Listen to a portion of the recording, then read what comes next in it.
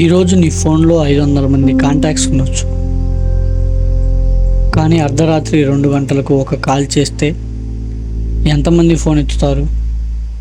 హ్మ్, ఎవరు ఎత్తరు.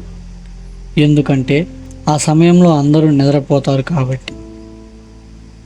కానీ నిజానికి ఈ ప్రపంచంలో చాలా బంధాలు ప్రేమతో కాదు, అవసరంతో నడుస్తున్నాయి. పని ఉన్నంత వరకే పలకరింపు, లాభం ఉన్నంత వరకే గౌరవం, ఉపయోగం ఉన్నంత వరకే స్నేహం. ఇది వినడానికి కఠినంగా ఉన్నా చాలామంది జీవితాల్లో ఇదే నిజం.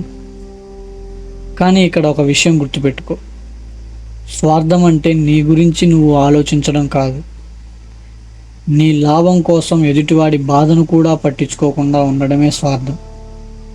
ఒక చిన్న ఉదాహరణ చెప్తాను. నలుగురు ఒక పడవలో ప్రయాణిస్తున్నారు. వాళ్ళల్లో ఒక వ్యక్తి తన సీటు కింద చిన్న రంధ్రం చేయడం మొదలుపెట్టాడు. మిగతా వాళ్ళు అడిగారు, ఏం చేస్తున్నావు? అతను నవ్వుతూ, ఇది నా సీటు, నా భాగం, మీకేం సంబంధం అన్నాడు.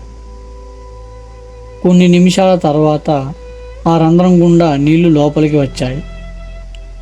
చివరికి మునిగింది అతని సీటు కాదు, మొత్తం పడవ. అదే స్వార్థం. మనం చేసే ఒక స్వార్థపు నిర్ణయం కొన్నిసార్లు మనతో పాటు మన చుట్టూ ఉన్న వాళ్ళ జీవితాలు కూడా ప్రభావితం చేస్తుంది. ఈరోజు చాలామంది అడిగే ప్రశ్న, నాకేంటి లాభం? కానీ చాలా తక్కువ మంది మాత్రమే అడుగుతారు, నా వల్ల ఎవరికైనా ఉపయోగం ఉందా? గుర్తుపెట్టుకో, డబ్బు సంపాదించడం గొప్ప కాదు, మనుషుల నమ్మకాన్ని సంపాదించడం గొప్ప.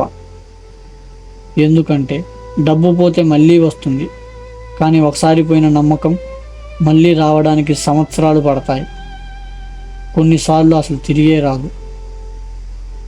స్వార్థం నిన్ను కొంత దూరం తీసుకెళ్తుంది, కానీ మంచి మనసు నిన్ను మనుషుల గుండెల్లో నిలబెడుతుంది. జీవితంలో డబ్బున్న వాళ్ళను ప్రపంచం గుర్తుపెడుతుంది, కానీ స్వార్థం లేని మనుషులను ప్రపంచం ఎప్పటికీ మర్చిపోదు.